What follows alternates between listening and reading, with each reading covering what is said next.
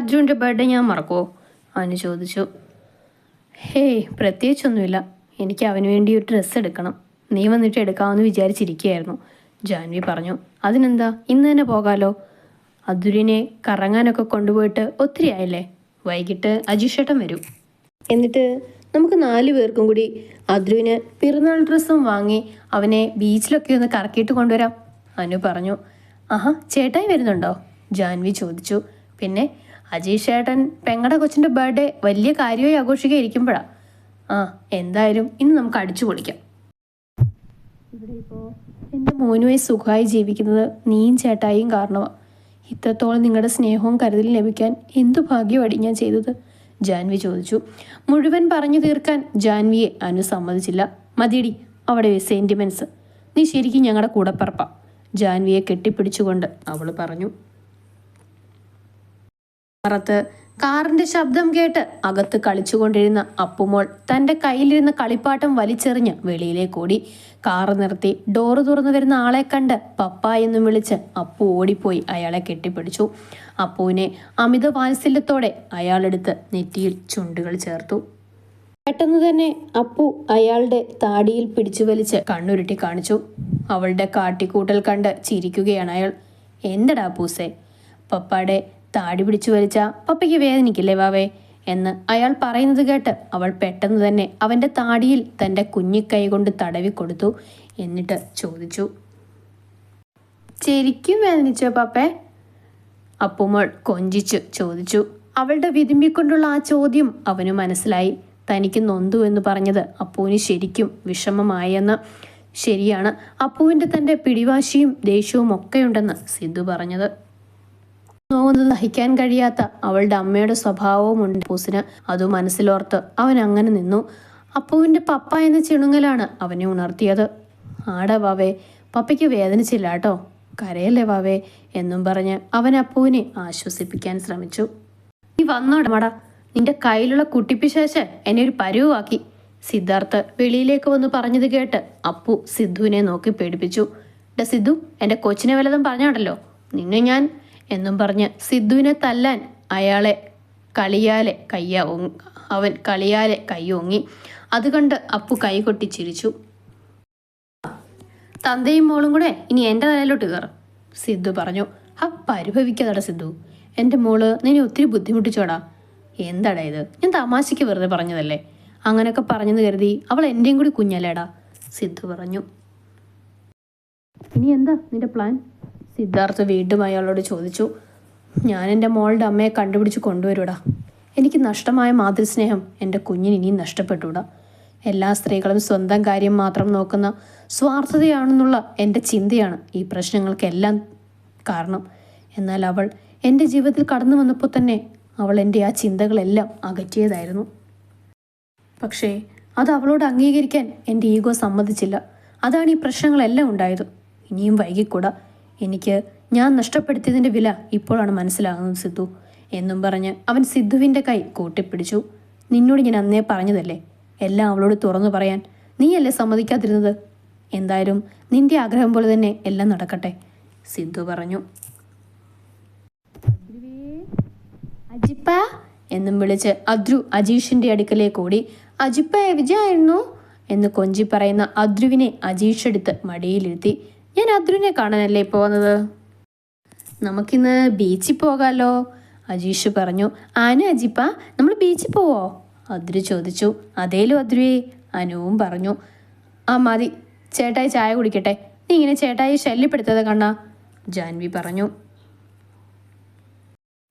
എൻ്റെ പെങ്ങളൂട്ടി, എൻ്റെ അദ്രു അവൻ്റെ അജിപ്പയോടല്ലേ ചോദിക്കുന്നേ, നീ ഇങ്ങനെ കൊച്ചിനെ വഴക്ക് പറഞ്ഞാലുണ്ടല്ലോ, അജീഷ് പറഞ്ഞു. ഒരനന്തരവനും അമ്മാവനും, ജാൻവി പറഞ്ഞു. നീ പോടി കുശുമ്പി പെങ്ങളെ, അജീഷ് പറഞ്ഞുകൊണ്ട് അവനെ എടുത്ത് മടിയിൽ വെച്ചു. എനിക്കിപ്പം തന്നെ പോണം പപ്പ, എനിക്ക് പ്രോമിസ് ചെയ്തതാ, എനിക്ക് ബീച്ചിൽ പോണം, എനിക്കിപ്പം പോണം, അവൾ നിലത്ത് കിടന്ന് കരഞ്ഞു. പപ്പ എന്നോട് പ്രോമിസ് ചെയ്താ, എനിക്ക് ബീച്ചിൽ പോണം എന്നും പറഞ്ഞ് കരഞ്ഞ് നിലവിളിക്കുകയാണ് അപ്പൂസ്. അവളെ ഒരുവിധം പറഞ്ഞു മനസ്സിലാക്കാൻ ശ്രമിച്ചിട്ടും അവൾ ചെവിക്കൊള്ളുന്നതേയില്ല. വാവേ, അപ്പൂസേ, നീ കരയണ്ട, നമുക്കിപ്പം തന്നെ പോകാട്ടോ എന്നും പറഞ്ഞ് അപ്പുവിനെ അവളുടെ പപ്പ ആശ്വസിപ്പിച്ചു. അങ്ങനെ അപ്പുവും അവളുടെ പപ്പയും കൂടി ബീച്ചിൽ പോകുവാൻ തുടങ്ങി. കടൽ തിരമാലകൾ ആഞ്ഞടിക്കുന്നു. സൂര്യനെ ഹൃദയത്തിൽ ആവാഹിച്ചുകൊണ്ട് കടൽ കരയെ തൊട്ടുണർത്തുന്നു. ജാൻവി തൻ്റെ ഓർമ്മകളിൽ മുങ്ങിത്താഴുകയായിരുന്നു.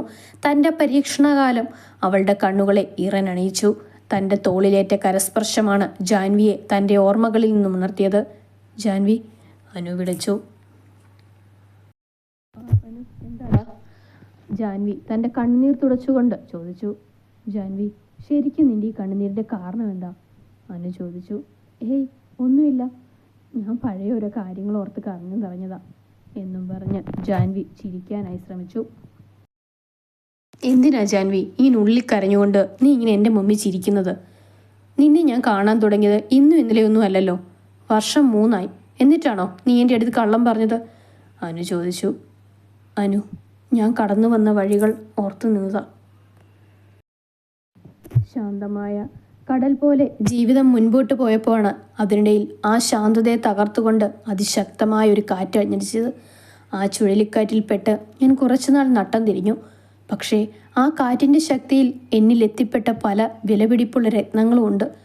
പക്ഷേ എനിക്കതിൽ നിന്നും ഒരു രത്നത്തെ മാത്രമേ സ്വന്തമാക്കാൻ കഴിഞ്ഞുള്ളൂ. ജാൻവി തിരമാലയിലേക്ക് നോക്കി പറഞ്ഞു. ആഹാ, നാത്തൂന്മാർ ഇവിടെ എന്തെടുക്കയാ? അജീഷിൻ്റെ ശബ്ദമാണ് ജാൻവിയുടെയും അനുവിൻ്റെയും സംസാരത്തിന് ഭംഗം സൃഷ്ടിച്ചത്. ആഹാ കണ്ണ, നീ ചേട്ടായെയും കൊണ്ടുപോയി നനപ്പിച്ചോ? ജാൻവി ചോദിച്ചു. കടലിൽ ഇറങ്ങി കളിച്ച് ഉടുപ്പ് മൊത്തം മണലും വെള്ളവുമായി നിൽക്കുന്ന അദ്രുവിനെയും അജീഷിനെയും നോക്കി ജാൻവി കണ്ണുരുട്ടി. എൻ്റെ പെങ്ങളുട്ടിയെ, എൻ്റെ അദ്രുവിനെ നോക്കി കണ്ണുരുട്ടിയാണല്ലോ. നിന്നെ ഞങ്ങൾ മാക്കാൻ പിടിച്ചു കൊടുക്കും, നോക്കിക്കോ. അല്ലടാ അദ്രുവേ എന്നും ചോദിച്ച് അജീഷ് അദ്രുവിനെ നോക്കി. അത് കേട്ട് ജാൻവി കള്ളപ്പരിഭവം കാണിച്ചു. ഓ, നിങ്ങൾ അമ്മാവനും അനന്തരനും കൂടി കളിച്ചോ, ഞാൻ ഇടപെടുന്നില്ലേ എന്ന് പറഞ്ഞ് ജാൻവി കുറച്ചു മാറി ചെങ്കടലിൻ്റെ ദൃശ്യം കണ്ടുകൊണ്ട് നിന്നു. ഇതുപോലെ തന്നെയല്ലേ താനെന്ന കടലിലും ഒരിക്കൽ സൂര്യൻ ആഴ്ന്നിറങ്ങിയത്? ഞാനും ഒന്നൊരു ചെങ്കടലായി മാറിയതല്ലേ? എത്ര പെട്ടെന്നാണ് സൂര്യൻ എന്നിൽ നിന്നും അകന്നത്. ഇല്ലെങ്കിലും സൂര്യനെ മോഹിക്കാൻ എന്താണ് തനിക്ക് അധികാരം? എല്ലാം നേരത്തെ പറഞ്ഞിട്ട് തൻ്റെ പൂർണ്ണ സമ്മതത്തോടെ തന്നെയല്ലേ എല്ലാം നടന്നത്. അങ്ങനെ ജാൻവിയുടെ ചിന്തകൾ കടലിലെ തിരമാലകൾ പോലെ ഓളം തല്ലി കടന്നു വന്നു. പപ്പ, എനിക്ക് ഐറ്റിയും വേണം എന്നും പറഞ്ഞ് ബഹളം വയ്ക്കുകയാണ് അപ്പൂസ്. ആടാ, പപ്പ ഇപ്പം വാങ്ങിത്തരാം, നീ ദേ സിദ്ധുവിൻ്റെ കൂടെ എവിടെ നിൽക്കണം കേട്ടോ എന്നും പറഞ്ഞ് അവൻ അവിടുന്ന് കുറച്ചു മാറിയുള്ള കടയിൽ കയറി. ആ കടയിൽ തന്നെയാണ് അജീഷും അദ്രുവും ഐസ്ക്രീം വാങ്ങാൻ വന്നത്. ചേട്ടാ, 4 കോൺ ഐസ്ക്രീം, അജീഷ് പറഞ്ഞു. കടക്കാരൻ ഐസ്ക്രീം എടുക്കാൻ തിരിഞ്ഞപ്പോഴാണ് അജീഷ് തൻ്റെ അടുത്ത് നിൽക്കുന്ന ആളെ ശ്രദ്ധിച്ചത്. എക്സ്ക്യൂസ് മീ, അജീഷ് വിളിച്ചു. തിരിഞ്ഞു നിന്നയാൾ അജീഷിൻ്റെ വിളിയിൽ അയാൾക്ക് അഭിമുഖമായി തിരിഞ്ഞു നിന്നു. ഡോക്ടർക്ക് എന്നെ മനസ്സിലായില്ലേ? അജീഷ് ചോദിച്ചു. അയാൾ അജീഷിനെ ഒന്ന് നോക്കി. ആ മനസ്സിലായി, അന്ന് ക്ലബിൽ വെച്ച് പരിചയപ്പെട്ടതല്ലേ? അതെ, അപ്പോൾ ഡോക്ടറിനെ മറന്നിട്ടില്ലല്ലേ? ഹേയ് ഇല്ല, മറന്നിട്ടില്ല. അജി എന്നല്ലേ പേര്? ഡോക്ടർ ചോദിച്ചു. ആ, അജീഷ് എന്നാണ് പേര്. അന്ന് ഞാൻ ഡോക്ടറിനോട് എൻ്റെ അമ്മയെപ്പറ്റി പറഞ്ഞില്ലായിരുന്നോ? അമ്മ അടുത്ത ആഴ്ച ഇങ്ങോട്ട് വരും, അപ്പോൾ ഡോക്ടറിനെ ഒന്ന് കൺസൾട്ട് ചെയ്യാനിരിക്കുകയാണ്. ആ, അതിനെന്താ, താൻ അമ്മയും കൂട്ടി നേരെ ക്ലിനിക്കിലേക്ക് വന്നാൽ മതി. സർ എന്നുള്ള കടക്കാരൻ്റെ ശബ്ദമാണ് അജിയെ താൻ എന്തിനാണ് ഇങ്ങോട്ട് വന്നതെന്ന് ഓർമ്മിപ്പിച്ചത്. ഇന്ന് സാറേ ഐസ്ക്രീം എന്ന് പറഞ്ഞ് കടക്കാരൻ അജീഷിന് നേരെ 4 കോൺ ഐസ്ക്രീം വെച്ച് നീട്ടി. അജീഷ് അത് വാങ്ങിച്ച് പൈസയും കൊടുത്തു. വാങ്ങിച്ച ഉടനെ അദ്രു അജീഷിനെ അജിപ്പ എന്ന് വിളിച്ച് കയ്യിൽ ഞോണ്ടി. അദ്രുവിലായിരുന്നു ഡോക്ടറിൻ്റെ ശ്രദ്ധ മുഴുവൻ. അദ്രുവിന് ഐസ്ക്രീം കൊടുക്കാൻ വേണ്ടിയാണ് അവൻ ഞോണ്ടിയത് എന്ന് മനസ്സിലായ അജീഷ് അദ്രുവിൻ്റെ കുഞ്ഞിക്കൈകളിൽ 4 ഐസ്ക്രീമും വെച്ചു കൊടുക്കാൻ പോയി. അപ്പോൾ തന്നെ അദ്രു, എനിക്ക് ഒന്നും മതി അജിപ്പ, ബാക്കി അജിപ്പയും അമ്മയും ആൻറ്റിയും വെച്ചിട്ടോ എന്ന് കൊഞ്ചി പറഞ്ഞു. ഇത്ര കുഞ്ഞു പ്രായത്തിലും ഇത്ര പക്വത കാണിക്കുന്ന അദ്രുവിലായിരുന്നു അവൻ്റെ ശ്രദ്ധ. അവൻ്റെ നോട്ടം തൻ്റെ കൂടെ നിൽക്കുന്ന അദ്രുവിലാണെന്ന് മനസ്സിലാക്കിയ അജീഷ് പറഞ്ഞു. ആ ഡോക്ടറെ, ഞാൻ പറയാൻ മറന്നുപോയി, ദേ ഇവൻ എൻ്റെ അദ്രൂട്ടൻ. അദ്രുവും തനിക്ക് അപരിചിതനായ അവനെ നോക്കി ഒന്ന് ചിരിച്ചു. മോന് എത്ര വയസ്സായി അജി? അവൻ ചോദിച്ചു. അവന് 3 വയസ്സായതേ ഉള്ളൂ. കിൻഡർ ഗാർഡൻ പ്രൈമറി സ്കൂളിൽ ഇപ്പോൾ ചേർത്തേ ഉള്ളൂ. മോൻ്റെ അമ്മ അവിടുത്തെ ടീച്ചറാണ്. എന്നാൽ ശരി ഡോക്ടറെ, പിന്നെ കാണാം. ഇപ്പം തന്നെ ഒത്തിരി വൈകില്ലേ, ഇവനെ കാത്തു നിൽക്കുകയായിരിക്കും അവൻ്റെ അമ്മ എന്നും പറഞ്ഞ് അജീഷ് അദ്രുവിനെയും കൊണ്ട് നടന്നു. അവർ പോയിട്ടും അവൻ്റെ കണ്ണിൽ ആ 3 വയസ്സുകാരൻ നിറഞ്ഞു നിന്നു.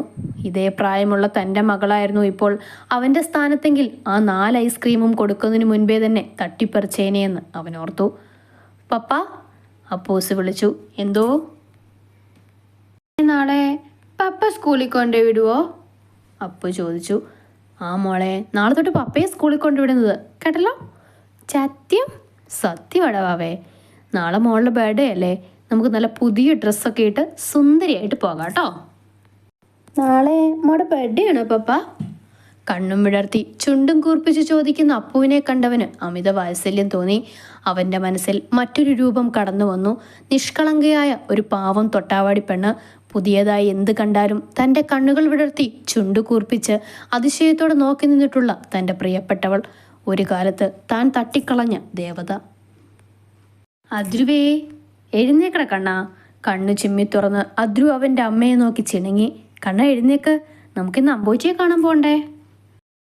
ഇന്ന് വാവയുടെ പിറന്നാളാ, നമുക്ക് പുതിയ ഡ്രസ്സൊക്കെ ഇടണേ. വാ കണ്ണാ, ജാൻവി വിളിച്ചു. അദ്രു ഉടനെ ചാടി അവൻ്റെ അമ്മയുടെ മടിയിൽ കയറിയിരുന്നു. എൻ്റെ കണ്ണന് അമ്മയുടെ ഹാപ്പി ബർത്ത്ഡേ എന്നു പറഞ്ഞ് ജാൻവി അവനെ കോരിയെടുത്ത് ഉമ്മ വെച്ചു. കർപ്പൂരത്തിൻ്റെ വാസന തിങ്ങി നിൽക്കുന്ന അന്തരീക്ഷം. കാറ്റിൻ്റെ കൈകളാൽ താലോലിക്കപ്പെട്ട് അടർന്നു വീഴുന്ന ആലിലകളും ഇളകിയാടുന്ന മണികളും. തനിക്ക് ഏറ്റവും പ്രിയപ്പെട്ട സ്ഥലം, തൻ്റെ ഇഷ്ടദേവൻ്റെ ശ്രീകോവിൽ. ജാൻവി കണ്ണുകളടച്ച് കൈകൾ കൂപ്പി ഭഗവാനെ പ്രാർത്ഥിച്ചു. ലോകത്തെ സംരക്ഷിക്കാനായി സ്വയം കാളകൂടം വിഷം കുടിച്ച മഹാദേവ, എൻ്റെ കുഞ്ഞുങ്ങളെയും എൻ്റെ താലിയെയും സംരക്ഷിച്ചോണേ. ആ സമയം അവളുടെ കൂപ്പിയ കരത്തിനിടയിൽ അവളുടെ താലി സുരക്ഷിതമായിരുന്നു. ഭഗവാനെ, ഇന്ന് എൻ്റെ മക്കളുടെ പിറന്നാളാണ്. എൻ്റെ കണ്ണൻ അവനെപ്പോലെ തന്നെ അടുത്തില്ലെങ്കിലും എൻ്റെ മകൾ, അവൾ സന്തോഷത്തോടെയും ആരോഗ്യത്തോടെയും എന്നും ജീവിച്ചാൽ മതി. എൻ്റെ പൊന്നോമനയുടെ വളർച്ച കാണാൻ ഞാൻ ആഗ്രഹിക്കുന്നുണ്ട്. പക്ഷേ എൻ്റെ സാന്നിധ്യം എൻ്റെ പ്രാണനായവന് അരോചകമാകുമ്പോൾ ഞാൻ എങ്ങനെ അദ്ദേഹത്തോടൊപ്പം ജീവിക്കും? ഭഗവാനെ, എൻ്റെ പ്രാണനും പൊന്നോമയും എവിടെയാണെങ്കിലും സന്തോഷത്തോടെ ഇരിക്കാൻ കഴിയണേ. എൻ്റെ കണ്ണൻ, അവന് ഒരിക്കലും എന്നിൽ നിന്ന് അകറ്റല്ലേ. അവന് വേണ്ടി മാത്രമാണ് എൻ്റെ ഈ ജന്മം. എൻ്റെ കണ്ണൻ, അവനാണ് എന്നെ ഇവിടെ ഇങ്ങനെ ജീവിക്കാൻ പ്രേരിപ്പിക്കുന്നത്. അദ്രി പൂയം എന്ന പൂജാരിയുടെ വിളിയാണ് ജാൻവിയെ പ്രാർത്ഥനയിൽ നിന്നും ഉണർത്തിയത്. ജാൻവി അദ്രിതിൻ്റെ കൈ നീട്ടിപ്പിടിച്ച് തീർത്ഥം വാങ്ങിച്ച് അവനെ കുടിപ്പിച്ചു. അവളും തീർത്ഥവും പ്രസാദവും വാങ്ങി. ഇലയിൽ നിന്നും ചന്ദനമെടുത്ത് അവൾ തൻ്റെ കണ്ണൻ്റെ നെറ്റിയിൽ ചാർത്തി. അതുപോലെ ആ ഇലയിൽ നിന്നും ഒരു നുള്ളു കുങ്കുമം എടുത്ത് അവളുടെ താലിയിലും സീമന്തരേഖയിലും തൊട്ടു. അതിനുശേഷം അവൾ തൻ്റെ നെറ്റിയിൽ ചന്ദനം തൊട്ടു. കുങ്കുമം തൊട്ട വേളയിൽ ഇഷ്ടത്തോടെയല്ലെങ്കിലും അധികാരത്തിനായി തന്നിൽ കുങ്കുമം ചാർത്തിയ തൻ്റെ പ്രാണനെ അവൾ ഓർത്തു. ആ ഓർമ്മ അവളുടെ കണ്ണുകൾ നിറച്ചു. മോളെ അപ്പൂസേ, എഴുന്നേറ്റ് വാ. അപ്പു ചിണുങ്ങിക്കൊണ്ട് കണ്ണു തുറന്ന് അവളുടെ ഉറക്കം കളഞ്ഞ ദേഷ്യത്തിൽ അവൾ അവളുടെ പപ്പയെ തുറച്ചു നോക്കി കണ്ണുരുട്ടി. ഉണ്ടക്കണ്ണി, നീ എന്തിനാടി അവനെ നോക്കി പേടിപ്പിക്കുന്നത്? സിദ്ധു ചോദിച്ചു. ചിദ്ദു, ഞാൻ ഉണ്ടക്കണ്ണിയല്ല, ചിദ്ദു അത്, അപ്പു ദേഷ്യത്തോടെ പറഞ്ഞു.